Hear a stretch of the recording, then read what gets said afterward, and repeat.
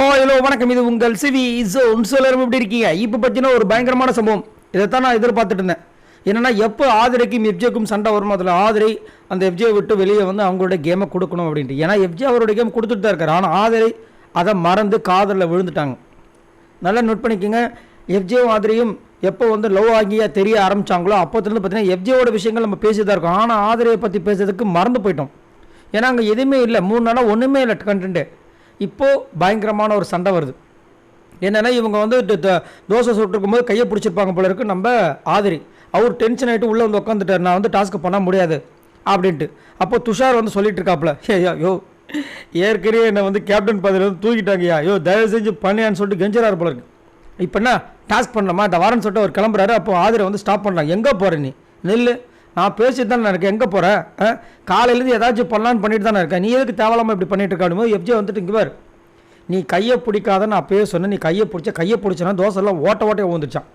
ஏன்ப்பா தோசையில் ஓட்டை வந்தது ஒரு குத்தமா?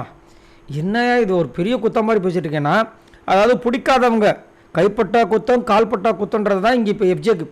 ஆதரவே பிடிக்கல, அதுதான். அதை எப்படி அவருக்கு வந்து கன்வே பண்ணுறதுன்னு தெரியல. சரிங்களா? இது வந்து நடக்கிற விஷயங்கள் தான். இப்போ முன்னாடியே வந்துச்சு, அவ்வளோதான். ஆனால் கடைசியாக ஒரு வார்த்தை வரும், என்னென்னா, நீங்கள் நல்லா தின்னுட்டு தூங்குறீங்களா, உக்காடுறீங்கள, நாங்கள் சாப்பிட வேணாம் அப்படின்னு கத்துறாரு.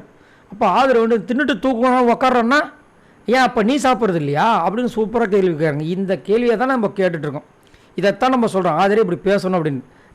நல்ல வாய்க்கிலேயே பேச தெரியுதுல்ல, அப்போ சூப்பர் டிலக்ஸ்லேருந்து யாராவது வேலை கொடுத்தா அதை செய்யணும் அப்படின்னு சும்மா சூப்பராக வந்து சொல்கிறாங்க.